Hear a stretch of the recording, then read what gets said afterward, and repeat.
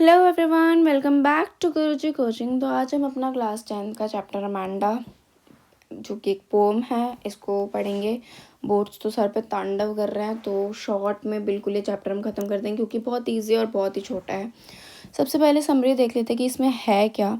तो हर किसी को ये होता है कि हर बच्चा ऐसा फील करता है कि उसको इंस्ट्रक्ट किया जा रहा है, कंट्रोल किया जा रहा है। अब उसके पेरेंट्स हो या उससे बड़ा जो भी हो उसके घर में, कि ऐसे मत करो, ये मत करो, एक ना एक चीज़ के लिए बार बार टोका जाता है।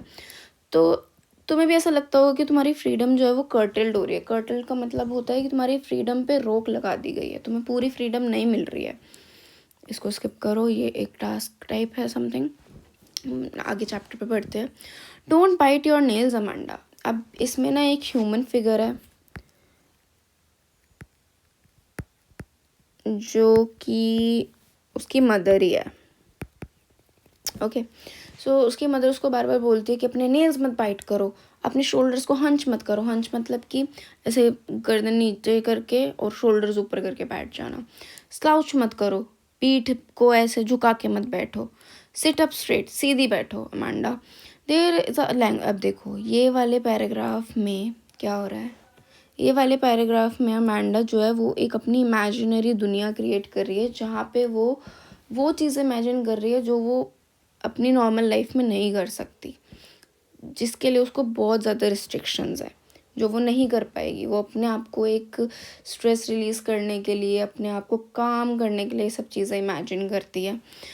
देर इज़ अ लैंग्वेड एमरल्ड सी। लैंग्वेड मतलब बहुत ही पीसफुल, बहुत ही काम, सुंदर शांत जगह एक एमरल्ड सी है, जहाँ की वो सोल इनहेबिटेंट है, जहाँ पे वो अकेली है, सिर्फ अकेली एक ही इंसान है।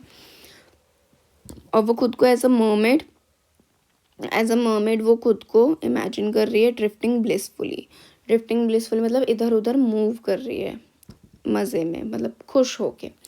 Did you finish your homework Amanda. अब उसकी मम्मी उसको फिर डांटने लग जाती है कि तुमने अपना होमवर्क करा, कि तुमने अपना रूम को साफ करा था Amanda. I thought I told you to clean your shoes. मुझे याद है कि मैंने शायद तुम्हें बोला था कि अपने शूज़ क्लीन करके रखो। अब उसके बाद वो कौन सी इमेजिनेशन करने लग जाती है। I am N orphan roaming in the streets. ठीक है। अब वो सोचती है कि मैं एक ऑर्फन हूँ, मुझे रोकने टोकने वाला कोई नहीं है, और मैं स्ट्रीट्स पे घूम रही हूँ नंगे पैर। ठीक है, विथ माई हर्स्ड पेयर फीट। नंगे पैर में घूम रही हूँ और सॉफ्ट डस्ट पे अपने पैरों से पैटर्न्स बना रही हूँ। The silence is golden. It means, अब देखना, साइलेंस इज़ गोल्डन मतलब उसे जो वहाँ की शांति है वो उसके लिए बहुत ही ज़्यादा पीसफुल है, बहुत ही ज़्यादा इम्पॉर्टेंट है, क्योंकि उसने ये चीज़ें फील नहीं करी हैं। A freedom is sweet. उसे वहाँ की जो फ्रीडम है वो इतनी अच्छी लगती है, अच्छा फील होता है। अब उसके बाद उसकी मम्मी फिर उसे डांटने लग जाती हैं कि तुम ये चॉकलेट मत खाओ अमांडा, तुम्हें पता नहीं है तुम्हें एक्ने हो जाते हैं, कि तुम मेरी तरफ देखोगी, मैं तुमसे ही बात कर रही हूँ अमांडा। अब उसकी मम्मी ने इधर उसको डांट दिया। उसके बाद यहाँ तक हमने पढ़ लिया कि उसकी मम्मी उसको बार बार हर चीज़ के लिए टोके जा रही है। ये मत करो, तुमने होमवर्क करा या नहीं, रूम साफ़ करा या नहीं करा, ऐसे मत बैठो, ये मत खाओ, ये मत करो।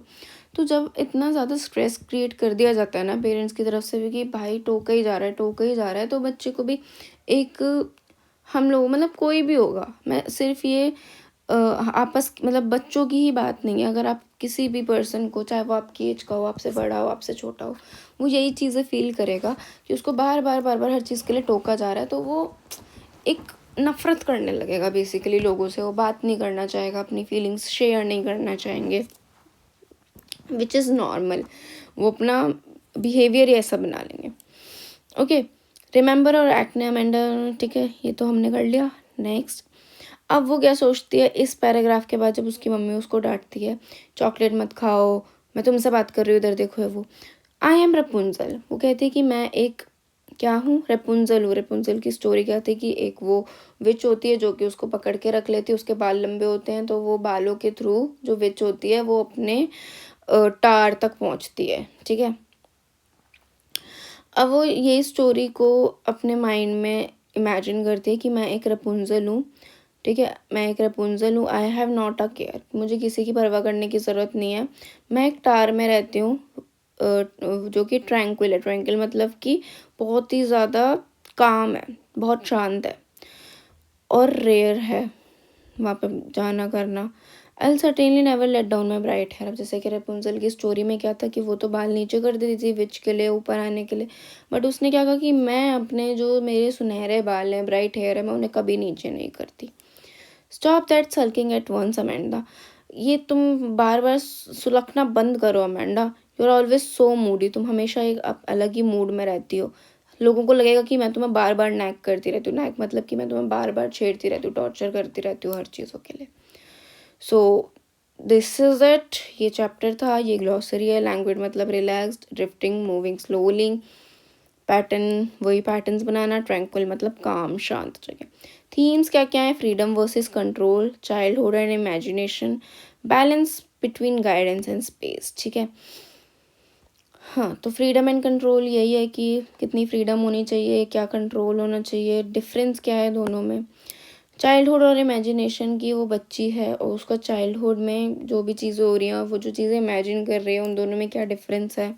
बैलेंस होना चाहिए गाइडेंस और स्पेस के अंदर। इस चैप्टर के जो भी इम्पोर्टेंट क्वेश्चंस होंगे वो आपको हमारी इंस्टा आईडी पे मिल जाएंगे, जल्दी यहाँ पे मिलेंगे क्योंकि ज़्यादा एक्टिव ये रहता है हमारा। और भी चैप्टर्स के, बाकी सब्जेक्ट्स के भी आपको इंपॉर्टेंट क्वेश्चंस यहाँ पे मिल जाएंगे और यूट्यूब शॉर्ट्स पे भी मिल जाएंगे। Do like, share and comment if you like this video.